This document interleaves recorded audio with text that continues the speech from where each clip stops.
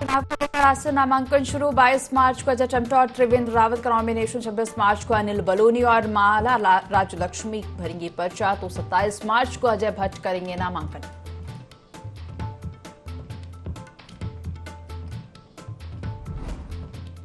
दिल्ली में उत्तराखंड के लिए कांग्रेस सीसी की आज होगी बैठक। राज्य की 2 सीट हरिद्वार और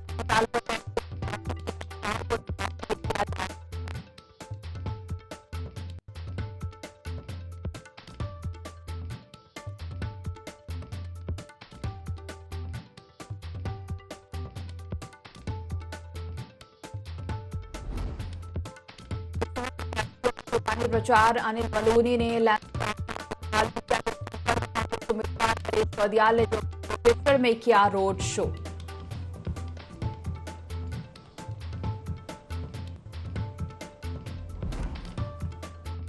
घाट में होली रंग महोत्सव का भव्य आगाज। महिलाओं की होली रही आकर्षण का केंद्र। होलियारों के गायन पर झूमे दर्शक।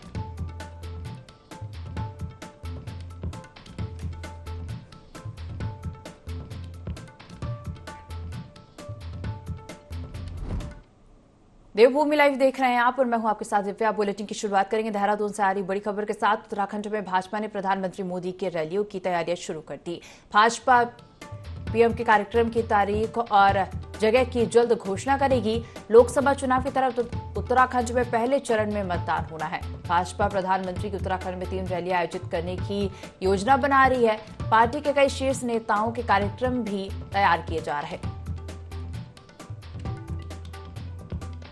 उत्तराखंड में भाजपा ने प्रधानमंत्री मोदी के रैलियों की तैयारियां शुरू कर दी है। पीएम के कार्यक्रम की तारीख और जगह की जल्द घोषणा करेगी। लोकसभा चुनाव के तहत उत्तराखंड में पहले चरण में मतदान होना है।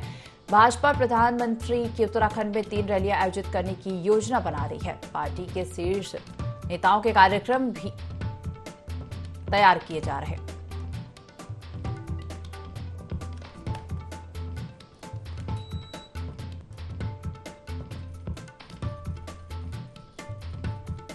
उत्तराखंड में भाजपा ने प्रधानमंत्री मोदी के रैलियों की तैयारियां शुरू कर दी है। भाजपा पीएम के कार्यक्रम की तारीख और जगह की जल्द घोषणा करेगी। लोकसभा चुनाव के तहत उत्तराखंड में पहले चरण में मतदान होना है। भाजपा प्रधानमंत्री की उत्तराखंड में 3 रैलियां आयोजित करने की योजना बना रही है। पार्टी के कई शीर्ष नेताओं के कार्यक्रम भी तैयार किए जा रहे हैं।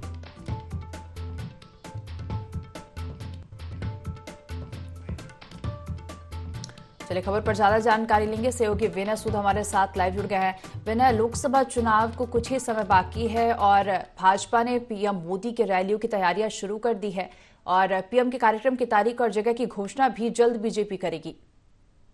विनय,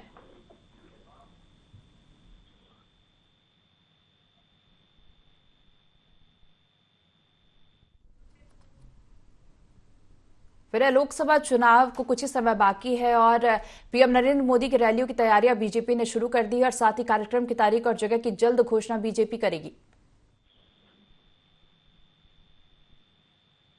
जी बिल्कुल, देखिए आपको बता दें कि उत्तराखंड में लोकसभा चुनाव को लेकर तैयारियां जोरों से चल रही है और ऐसे में 5 जो सीटें हैं लोकसभा की, उन पर भाजपा ने जिस तरीके से प्रत्याशियों के नाम तो तय कर ही दिए हैं, साथ ही नामांकन की जो तिथि है वो भी जो है यहाँ पर तय कर दी है। तो अब ऐसे में देखा जा सकता है कि किस तरीके से जो चुनावी रैलियां होनी है उसको लेकर अब रणनीति जो है भाजपा तैयार कर रही है। और प्रधानमंत्री नरेंद्र मोदी की अगर बात की जाए तो वो जो है इन रैलियों में जो है शामिल हो सकते हैं, क्योंकि 3 जगहों पर जो है प्रधानमंत्री नरेंद्र मोदी की रैलियां होने की जो संभावनाएं हैं वो जताई जा रही है। हालांकि अब जो है पूरी तरीके से जो भाजपा है वो लोकसभा चुनाव को लेकर के यहाँ पर मैदान में डटी हुई है और जो रैलियां होनी है वो उसकी जो तिथि है किस स्थान पे वो की जानी है और क्या कुछ जो है इस दौरान महत्वपूर्ण रहने वाला है, इसकी जानकारी जल्द ही भाजपा अब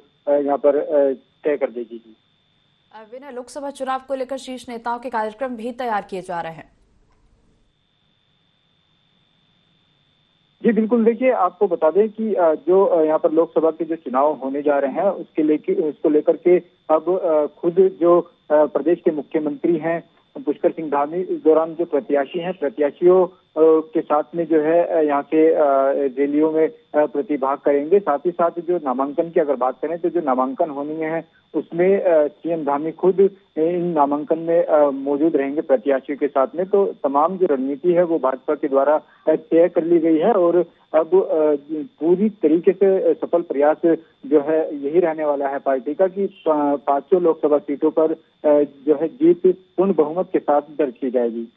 फिर अगर बात की जाए कांग्रेस की, तो कांग्रेस की तैयारियां किस प्रकार चल रही है? और अभी देखा जाए तो हालांकि 2 सीट पर प्रत्याशियों की घोषणा भी कांग्रेस ने अभी तक नहीं की है। बिल्कुल दिव्या, देखिए आपको बता दें कि कांग्रेस की अगर बात करें तो कांग्रेस ने अभी तक जो है 3 ही प्रत्याशियों की घोषणा उत्तराखंड में लोकसभा चुनाव को लेकर के की है। वहीं अभी 2 प्रत्याशियों की घोषणा होनी बाकी है, जिसमें कि नैनीताल और हरिद्वार की अगर बात करें तो उस पर जो है प्रत्याशियों की घोषणा भी यहाँ पर कांग्रेस द्वारा नहीं की गई है। इसके लिए दिल्ली में जो इनकी बैठक होनी है उस बैठक के बाद ही फैसला लिया जाएगा कि जो 2 सीटें हैं उस पर किस प्रत्याशी को जो है मैदान में उतारा जाएगी। शैवना, तमाम जानकारी साझा करने के लिए आपका धन्यवाद। तो भाजपा प्रधानमंत्री को उत्तराखंड में 3 रैलियां आयोजित करने की योजना बना रही है और पार्टी के कई शीर्ष नेताओं के कार्यक्रम भी तैयार किए जा रहे हैं। और इसके साथ ही रुख करेंगे अगली खबर का, जहां खबर देहरादून से है, जहां पर लोकसभा चुनाव की दृष्टि से भाजपा ने मीडिया सेंटर का उद्घाटन किया। भाजपा के उत्तराखंड चुनाव प्रभारी दुष्यंत गौतम, सीएम पुष्कर सिंह धामी और प्रदेश अध्यक्ष भाजपा महेंद्र भट्ट ने कार्यालय का उद्घाटन किया। और इस दौरान बीजेपी ने लोकसभा चुनाव को देखते हुए अपने प्रत्याशी ऐलान कर दिया, जिसमें 22 मार्च को अल्मोड़ा लोकसभा पार्टी के अजय टमटा नामांकन करेंगे। प्रत्याशियों की नामांकन की तिथि तय हो चुकी है, वो मैं आपके सम्मुख रख रहा हूँ। 22 तारीख को अल्मोड़ा के प्रत्याशी हमारे अजय टमटा जी नामांकन करेंगे। 22 को ही, क्योंकि हरिद्वार में डिजिटल नामांकन की पद्धति प्रारंभ हुई है और मोदी जी के डिजिटल के जो विश्वव्यापी जो संदेश है उस संदेश को देने के लिए हमारे हरिद्वार के प्रत्याशी श्री त्रिवेंद्र सिंह रावत जी 22 तारीख को तो डिजिटल नामांकन करेंगे, ऑनलाइन नामांकन करेंगे और 23 तारीख को फिर हम वो एक जन समर्थन के रूप में उनका नामांकन कार्यक्रम होगा। 26 तारीख को टिहरी और गढ़वाल लोकसभा का नामांकन होगा और 27 तारीख को नैनीताल लोकसभा का नामांकन होगा। सभी नामांकनों में हमारे प्रदेश के मुख्यमंत्री जी, मेरा स्वयं रहना होगा। हमारे प्रभारी दुष्यंत गौतम जी भी, उनकी तिथि आएगी, होली के बाद की तिथि उन्होंने दी है, 26-27 तारीख में नामांकन में उनका रहना होगा। और भी केंद्रीय नेताओं की नामांकन में आने की संभावनाएं हैं। और क्षेत्र में लगातार हो रही बिजली कटौती से सैकड़ों किसान परेशान, और जिसको लेकर किसानों ने बिजली कालीन हड़ताल पर बैठ गए। किसानों ने बिजली विभाग पर किसानों का शोषण किए जाने का आरोप लगाया है और उन्होंने आरोप लगाते हुए कहा कि बिजली विभाग के अधिकारी जानबूझकर बिजली कटौती कर रहे हैं। किसानों की फसल ओलावृष्टि से बुरी तरह प्रभावित हुई है और किसानों को बढ़ा चढ़ाकर बिल भेजे जा रहे हैं। किसान कई बार विभाग के अधिकारियों से शिकायत कर चुके हैं, लेकिन विभागीय अधिकारी किसानों की कोई सुध लेने को तैयार नहीं है। किसानों ने कहा कि अगर किसानों की समस्या का कोई समाधान नहीं करता है तो किसान उग्र आंदोलन करेंगे। किसानों की जो अघोषित बिजली के कट है, जब पानी देने का टाइम हो जाता है तब ये कह देते हैं एक्शन को फोन करो जी, ऊपर से कट रही, ऊपर से कट रही, पता नहीं भगवान ही काट रहा किसानों के लिए बिजली, बताते नहीं है कुछ भी। और ये जो बिजली में बिलों में हेरा फेरी कर रखी, ये जो छोटे लाइनमैन है इनके पैसे खाने का ये काम बना हुआ है। तो इन्हें बहुत समझाने पे जब ये कोई सुनने को तैयार नहीं, कोई इनका ऐसी एक्शन कोई सुनने को तैयार नहीं, तो आज फिर शास्त्री जी ने फैसला किया था यहाँ पे जो है अनिश्चितकालीन धरना प्रदर्शन चलेगा, जब तक मांग नहीं मानेंगे तब तक चलेगा। बिजली घर पर धरना दिया हमने 15 तारीख में एक नोटिस जारी कर दिया था यहाँ के 80 महोदय को, दोनों एक्शन को, ग्रामीण वाले को भी टाउन वाले को भी, क्योंकि क्षेत्र में लगातार एक तो अघोषित बिजली कटौती करी जा रही और अवैध तरीके से छापेमारी करी जा रही और किसानों पर, मजदूरों पर, गरीब जनता पर बिल इतने बढ़ा चढ़ा कर भेजे जा रहे। अगर किसी का बिल एक महीने का 1000 का आया तो अगले महीने में वो 5000 का होगा। तो यहाँ बिजली घर पर धरना प्रदर्शन करने के लिए आए और जब तक किसानों की समस्या का समाधान नहीं होगा यहाँ पर धरना अनिश्चितकालीन चल। चंपावत पाटी ब्लॉक से एक घटना सामने आई जहां बनोली गांव के अनुसूचित जाति के परिवारों ने क्षेत्र के बीडीसी सदस्यों पर धमकाने के आरोप लगाए। साथ ही एसडीएम से कड़ी कार्रवाई की मांग की। अनुसूचित जाति के परिवारों ने बताया कि गांव के प्रधान ने अनुसूचित जाति के परिवारों के लिए 1 महीने पहले पानी का कनेक्शन दिया था, लेकिन क्षेत्र के बीडीसी सदस्य के भाई ने पेयजल का कनेक्शन काट दिया। उन्होंने इसकी जानकारी ग्राम प्रधान और ग्राम विकास अधिकारी को भी दी, लेकिन इस पर कोई कार्रवाई नहीं हुई। फिलहाल एसडीएम ने मामले में कार्रवाई का आश्वासन दिया है।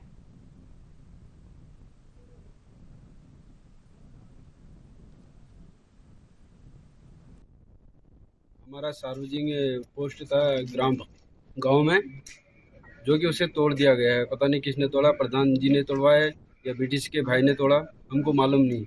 वहाँ दबंगी द्वारा हमको ऐसे परेशान किया जा रहा है और हमारा पानी का कनेक्शन तोड़ दिया गया है।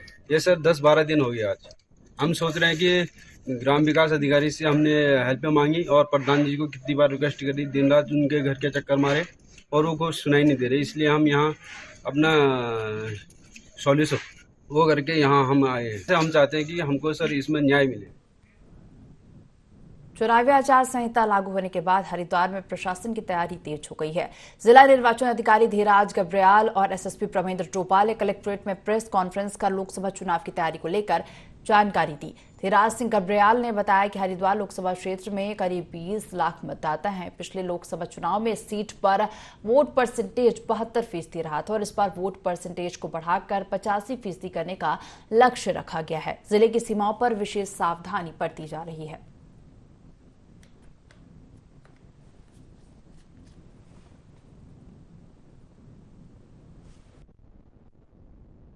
चुनाव में हमारे हरिद्वार लोकसभा क्षेत्र में लगभग 20,31,000 के करीब वोटर्स हैं जो पार्टिसिपेट करेंगे। इसमें निष्पक्ष रूप से हो और पारदर्शिता के साथ हो। इसके लिए पूरे लोकसभा क्षेत्र को हमारे हरिद्वार जनपद के हम लोगों ने 161 सेक्टर में बांटा है और 23 जोनों में बांटा है और 11 विधानसभाओं में पारदर्शिता के साथ चुनाव कराने के लिए 33 हमारी एफएसटी की टीमें, 33 एसएसटी की टीमें कार्य कर रही हैं। चुनाव घोषणा के साथ ही हमारी जो 33 एफएसटी की टीमें हैं वो हमारी एक्टिवेट हो गई हैं। 20 चेकपोस्ट जो हम लोगों के द्वारा चिन्हित की गई थी, जो मैंड भी है और उस पर लगातार सीसीटीवी से निगरानी की जा रही है। पोस्ट हमारी एक्टिव हो गई है। साथ में जो पड़ोसी जो राज्यों के जो जिले हैं उनसे भी हमारी लगातार बात चल रही है और लगातार उनकी और हमारे आपसी जो समन्वय से चेकपोस्ट पर लगातार हम लोग वर्क कर रहे हैं।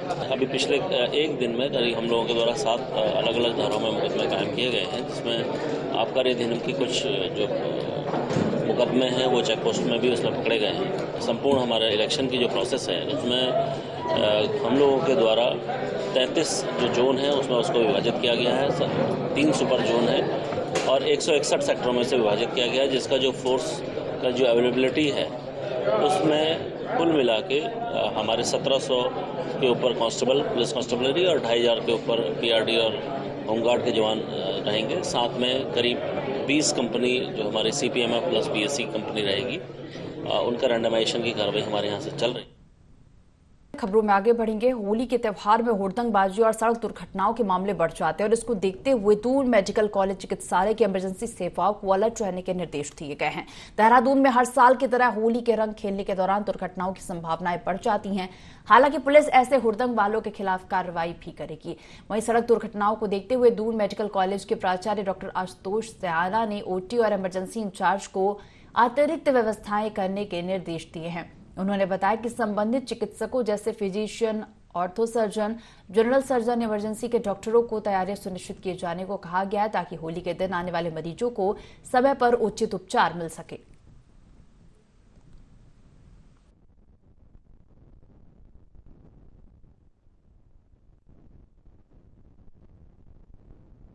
होली से संबंधित जो है जितनी भी जो है तैयारियां थी उसमें भी जो है हमने बैठक ली और उसमें भी समस्त जो संबंधित जो है चिकित्सक हैं, जैसे फिजिशियन हैं, सर्जन हैं, ऑर्थोपेडिक्स हैं, इमरजेंसी के डॉक्टर्स हैं, तो उनको सबको जो है तैयारियां जो है सुनिश्चित करने के लिए कहा है और जो भी उपचार की जितनी सामग्रियां हैं, बैंडेज है, इंजेक्शंस हैं, वो सबको जो है दुरुस्त करने के लिए कहा है।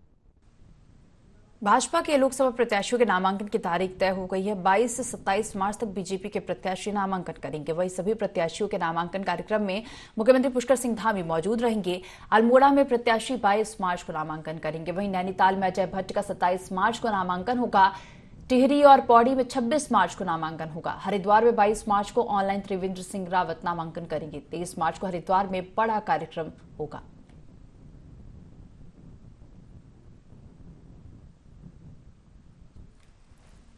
22 तारीख को अल्मोड़ा के प्रत्याशी हमारे अजय टपटा जी नामांकन करेंगे। 22 को ही, क्योंकि हरिद्वार में डिजिटल नामांकन की पद्धति प्रारंभ हुई है और मोदी जी के डिजिटल के जो विश्वव्यापी जो संदेश है, उस संदेश को देने के लिए हमारे हरिद्वार के प्रत्याशी श्री त्रिवेंद्र सिंह रावत जी 22 तारीख को तो डिजिटल नामांकन करेंगे, ऑनलाइन नामांकन करेंगे और 23 तारीख को फिर हम वो एक जन समर्थन के रूप में उनका नामांकन कार्यक्रम होगा। 26 तारीख को टिहरी और गढ़वाल लोकसभा का नामांकन होगा और 27 तारीख को नैनीताल लोकसभा का नामांकन होगा। सभी नामांकनों में हमारे प्रदेश के मुख्यमंत्री जी मेरा स्वयं रहना होगा। हमारे प्रभारी दुष्यंत गौतम जी भी, उनकी तिथि आएगी, होली के बाद की तिथि उन्होंने दी है, 26-27 तारीख में नामांकन में उनका रहना होगा। और भी केंद्रीय नेताओं की नामांकन में आने की संभावनाएं हैं। उत्तराखंड में चुनावी बिगुल बज चुका है, जहां भाजपा ने 5 लोकसभा सीटों पर प्रत्याशियों को मैदान में उतार दिया है। तो वहीं प्रदेश के मुख्यमंत्री पुष्कर सिंह धामी ने प्रत्याशियों के नामांकन की तारीख का भी ऐलान कर दिया है, जिसमें सीएम धामी खुद नामांकन के दौरान मौजूद रहेंगे। बता दें कि अल्मोड़ा में 22 मार्च, नैनीताल में 27 मार्च को नामांकन होगा। साथ ही टिहरी और पौड़ी में 26 तारीख को नामांकन होगा और 22 मार्च को हरिद्वार में नामांकन किया जाएगा। मुख्यमंत्री पुष्कर सिंह धामी ने कहा कि उत्तराखंड और देश की जनता प्रधानमंत्री नरेंद्र मोदी को वोट देने के लिए बेसब्री से 19 तारीख के लिए मतदान करने का इंतजार कर रही है। उत्तराखंड से 5 लोकसभा सीटें भाजपा पूर्ण बहुमत के साथ जीतने वाली है।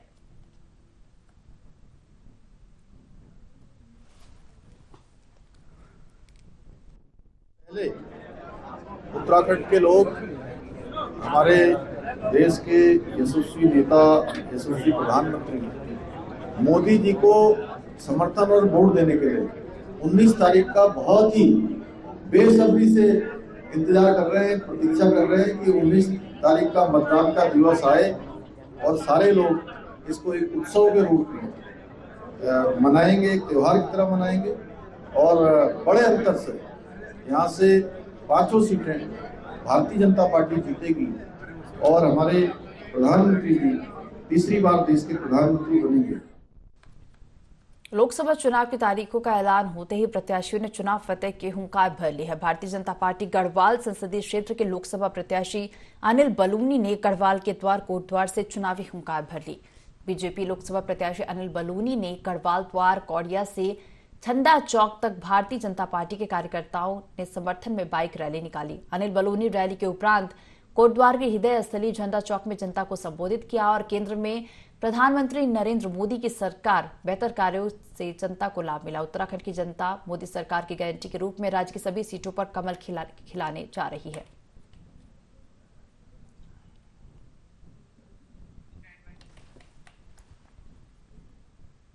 आगामी लोकसभा चुनाव को अब कुछ ही समय बचे और जिसको लेकर जिले का प्रशासन तैयारियों में जुटा हुआ है।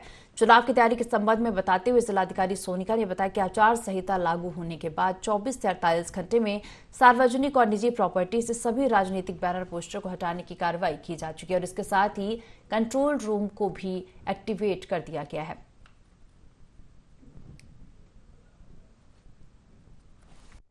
अनाउंसमेंट होता है इलेक्शन का, उसके बाद से क्लियर कट गाइडलाइंस है एमसीसी की किस तरह से 24, 48, 72 घंटे में प्रॉपर्टीज से जो पोस्टर्स और बैनर लगे हैं उनको हटाना है। इसके अलावा हम लोगों का जो कंट्रोल रूम है वो एक्टिवेटेड है। सी विजिल का जो कंट्रोल रूम है वो एक्टिवेटेड है। हमारी एफएसटी जो होती है वो तत्काल एक्टिवेट हो जाती है। हर एआरओ वाइज, एसी वाइज हमारी एफएसटीज लगी हुई है, फ्लाइंग स्क्वाड टीम्स। इसके साथ साथ हमारी ट्रेनिंग का भी चलता रहता है और ट्रेनिंग हमारी आज जो है पहले चरण की ट्रेनिंग हमारी पोलिंग पर्सनल्स की चल रही है गढ़ी कैंट में और उसमें ईवीएम की प्लस जो हमारा टेक्निकल लेक्चर होता है वो दोनों चीजें वहां पे चल रही है। विकासनगर में आसन बैराज पर मौजूद शमशान घाट पर जाने वाले रास्ते को कुछ सिरफिरे जल विद्युत निगम के कर्मचारियों ने बंद कर दिया। बता दें कि गांव में हुई एक मौत के बाद ग्रामीण शव को लेकर शमशान घाट जाने वाले इस रास्ते पर लगे जल विद्युत निगम के गेट को खुलवाने की गुहार कर्मचारियों से लगाते रहे। गेट नहीं खुलने पर ग्रामीण मुश्किल से शव को सीढ़ियों के रास्ते अंतिम संस्कार के लिए शमशान घाट तक लेकर पहुंचे, जिसके बाद स्थानीय लोगों के साथ साथ स्थानीय जनप्रतिनिधियों का गुस्सा भी जल विद्युत निगम के कर्मचारियों और अधिकारियों पर फूट पड़ा।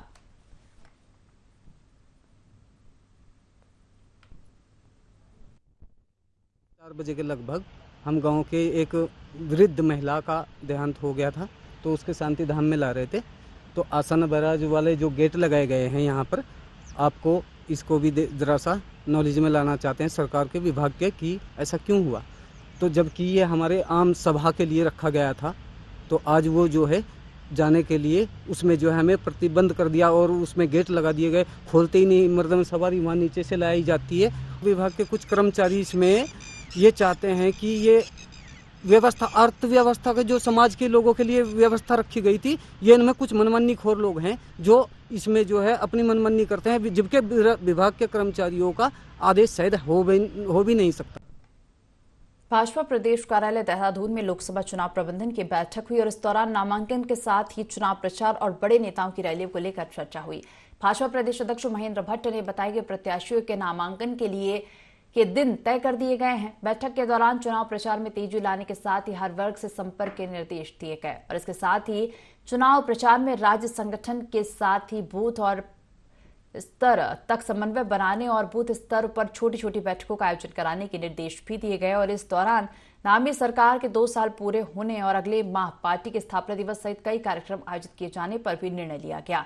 महेंद्र भट्ट ने बताया कि लोकसभा चुनाव प्रचार के तहत होने वाले प्रधानमंत्री और अन्य शीर्ष नेताओं की रैलियों के लिए सभी लोकसभा क्षेत्रों से रिपोर्ट मांगी गई है। आज हमारी चुनाव प्रबंधन टोली की बैठक थी।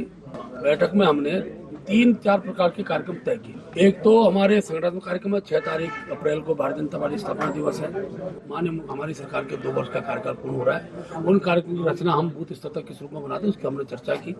सभी प्रत्याशियों की नामांकन तिथि तय हो चुकी है, वो हम कल प्रेस विज्ञप्ति के माध्यम से आप तक पहुँचाएंगे। माननीय मुख्यमंत्री सभी प्रत्याशियों के नामांकन में उपस्थित रहेंगे। केंद्रीय नेतृत्व भी कोई आएंगे, उसकी जानकारी भी यथासमय हम आप सब तक पहुंचाएंगे। उत्तराखंड के अंदर एक इतिहास बनाया, एक मिथक तोड़ा, एक परिपाटी बदली और सरकार में हमको लेकर आए और जो भी हमने संकल्प उत्तराखंड की जनता के समक्ष रखे थे, उन सभी संकल्पों को हम आगे बढ़े हैं। बहुत सारे संकल्प, बहुत सारे वायदे हमने पूरे। खबरों का सिलसिला लगातार जारी है, आप देखते रहिए आई न्यूज़ 24। नमस्कार।